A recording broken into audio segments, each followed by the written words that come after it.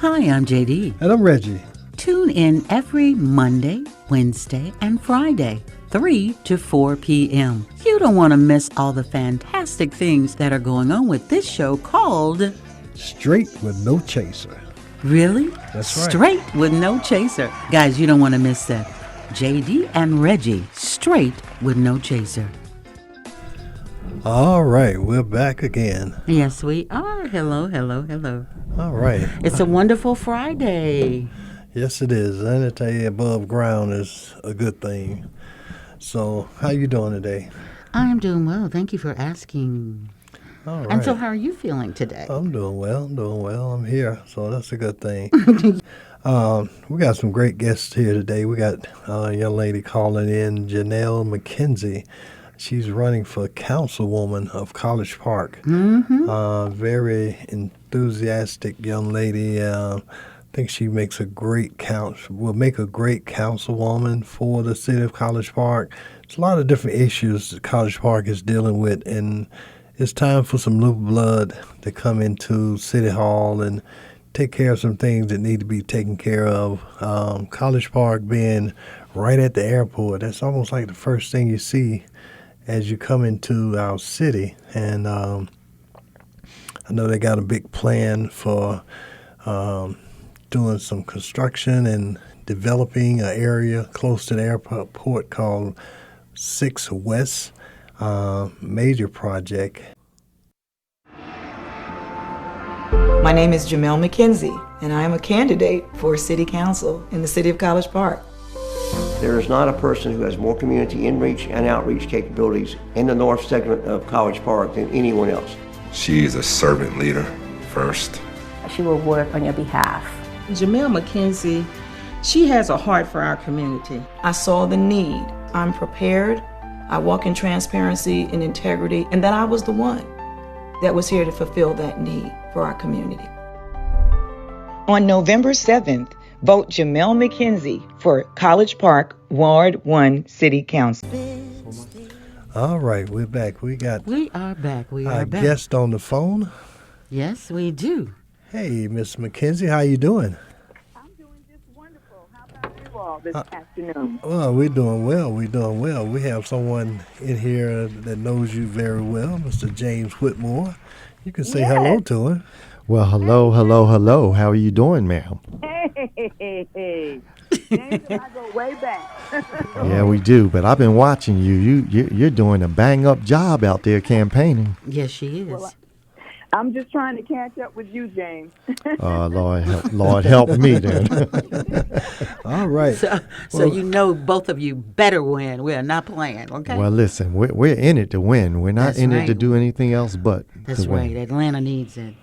All right, Ms. McKenzie, I got a few questions I want to ask you. I know your time is very valuable, and I want our listeners to hear your point of view on a lot of different things that are important to you, I think.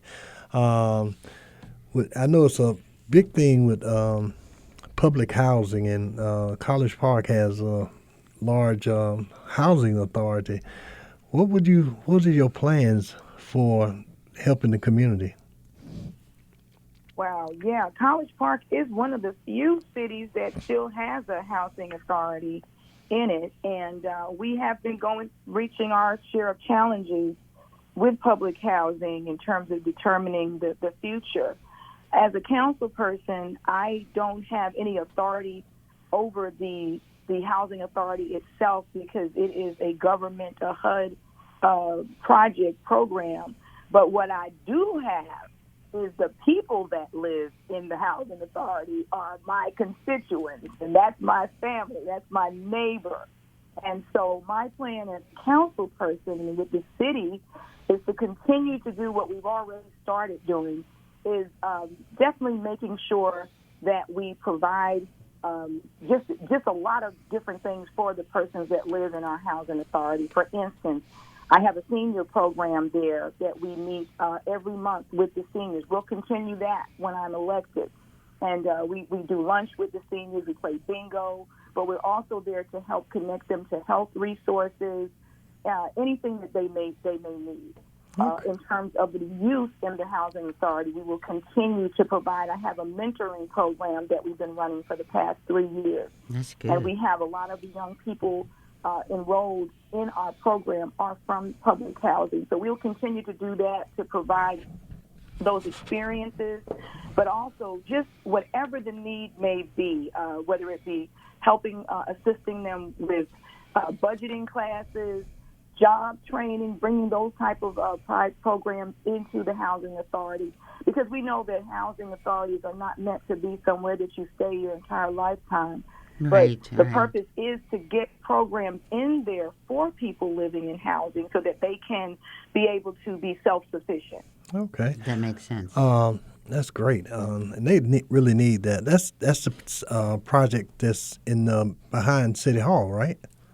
Yes. If you Princeton Avenue, you can enter City Hall from Princeton, but if you keep on driving down, it's behind the public housing is behind that City Hall complex. And after you said that, I really have to remember that is one of the only public housing still left in Atlanta. So that is something very major. I guess my next question would be, with the airport being right in College Park and that area, how would you help the community, business community, as far as the schools and everything, being that it's so close to the airport?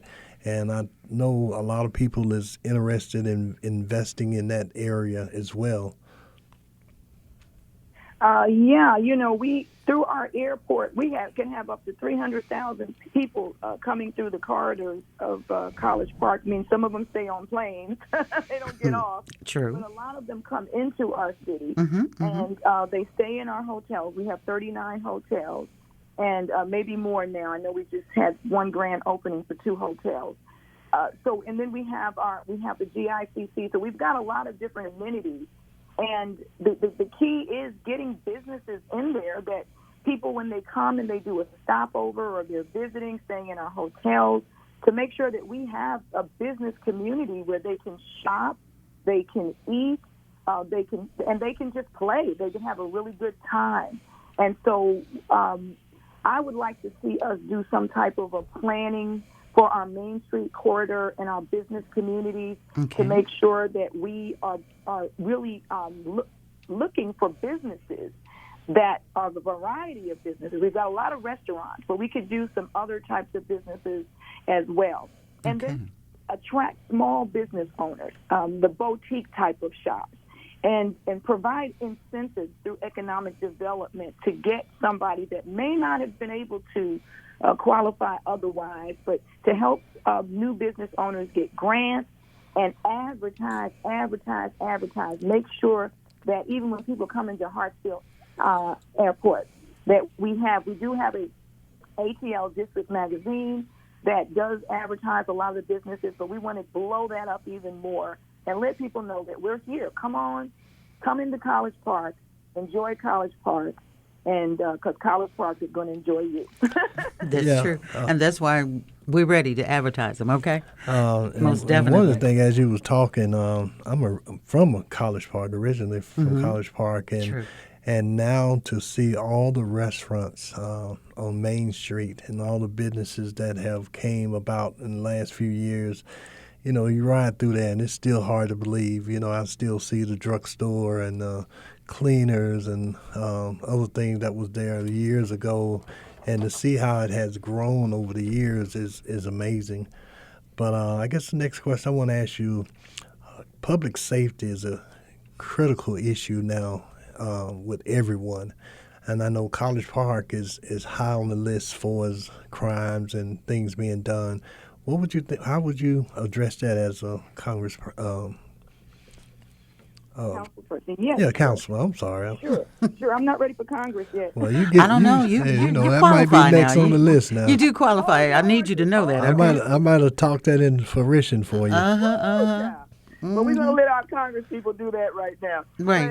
Yeah, that's a good question. I came to College Park. When my husband and I moved to College Park, I was a chaplain. And the city didn't have a chaplaincy program. And I actually met with Keith Meadows, who was our chief of police at that time, and asked him if I could, to bring that program. Of course, he wanted it, and I wrote the standard operating procedures. Now, the important thing about chaplains is the chaplains are not just only there for the police officers, but they're also there for the community. And they work with the community policing so that we are, making inroads and creating situations where we have more officer friendly. So I would want to continue to see involvement with the clergy in the police department and within the community. So the other piece is technology. We are down in College Park. We were down 30-something police officers. The chief of police said we're only down 16 in the meeting that we had yesterday. But we are still at a deficit in terms of officers. But even if we had a full staff of officers, those officers can't be everywhere at the same time. That's true. And most crimes are going to be committed when they're not there. So we need to look into technology, whether it be cameras. I don't even know the vastness of what we could do, but we definitely look at how we can monitor lighting, if you have proper lighting. Also, another way to keep safe is a clean city. When people see dirty cities, it just kind of makes you broken window theory. You just want to, oh, yeah, that's you don't have a desire to treat it with the same tenacity. So what I'd like to see, now I did write a letter as a chaplain in a community, the chair of a community organization, to John Ossoff last year, and asking for a grant, and it was funded. So we got a $300,000 ballistic grant, and we are using that in the College Park Police Department. We're one of 9 municipalities in Georgia that has this technology that will allow us to be able to determine all the information we need to know about bullets. Where it's something that would have taken 3 to 6 months in the past, we can do it in days. So continuing as a council person, continuing to identify grants that we can bring into the community for to provide us with safety, making sure our officers are paid properly, our salaries are still way too low, giving them take-home cards, and also providing incentives for them to want to come to work and do the best doggone job that they possibly could do. Oh, man. That's good, and that that's would definitely needed. help. One more question I wanted to get to you. Education is a big thing for all of our kids, our grandkids. I know Woodward Academy is there in College Park, and that's a paid education. Parents pay for their kids to be educated there. Now, how would you go about helping our public school kids that's in College Park as well? And again, I've been working in the community. I am a former certified. I'm not teaching anymore, but I taught in Georgia schools for 13 years. So I'm a former certified teacher. So education is very, very important to me. What I've already done is I've set up partnerships with the elementary school, College Park Elementary School, Woodland Middle School, Banneker High School. When Frank McLaren High School was here, I was involved. We partnered with them. Now I am already meeting with Dr. Stamper, who is going to be the principal for the new Promise Institute, which is going to be an alternative type of high school where you can learn a trade and come out of high school making $40,000, $50,000 a year.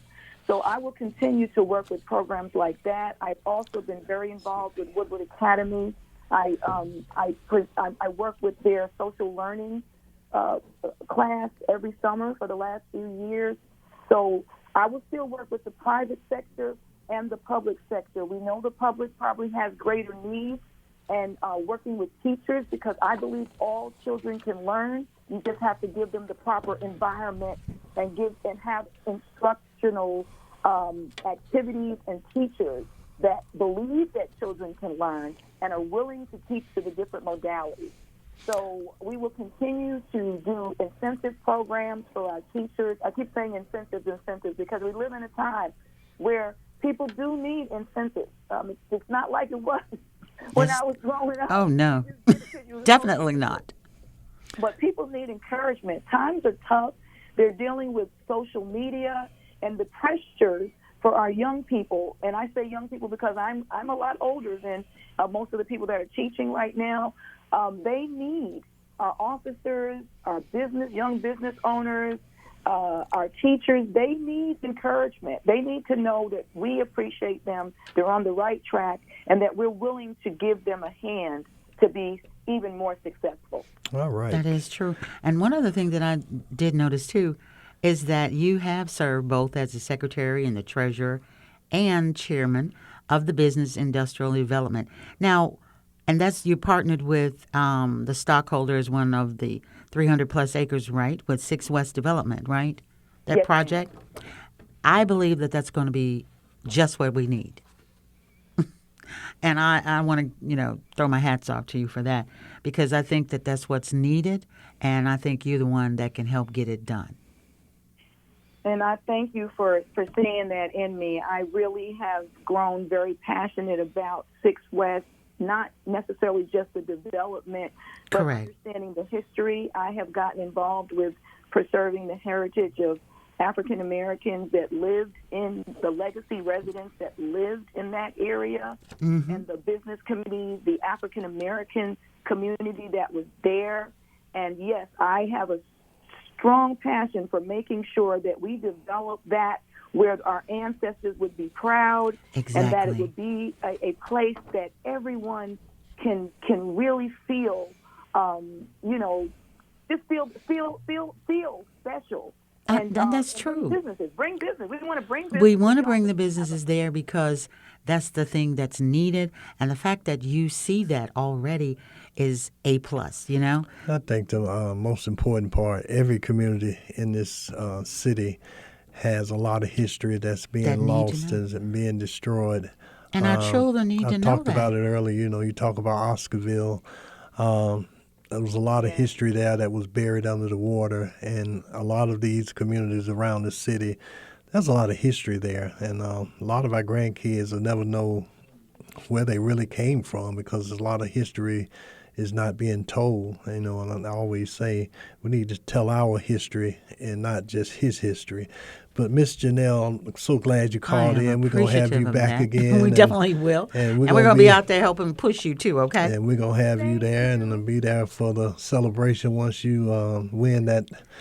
Yeah, we're going to pop the cork. There you go. Well, we look forward to having you back on again. And we definitely will. And this time we'll have you in person, and then we're going to be following you as well.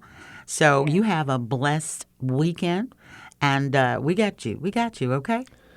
Well, thank you so much, and thank you for giving me this platform to share what we're doing here in my candidacy in the city of College Park. You are quite welcome. Have a blessed one. Be blessed and stay safe. And thank you. Same to you. We'll be right back after this message. Don't touch that dial, and the telephone number is 404-355-8690. My name is Jamelle McKenzie, and I am a candidate for City Council in the City of College Park. There is not a person who has more community inreach and outreach capabilities in the north segment of College Park than anyone else. She is a servant leader first. She will work on your behalf. Jamelle McKenzie, she has a heart for our community. I saw the need. I'm prepared. I walk in transparency and integrity, and that I was the one that was here to fulfill that need for our community. On November 7th, vote Jamelle McKenzie for College Park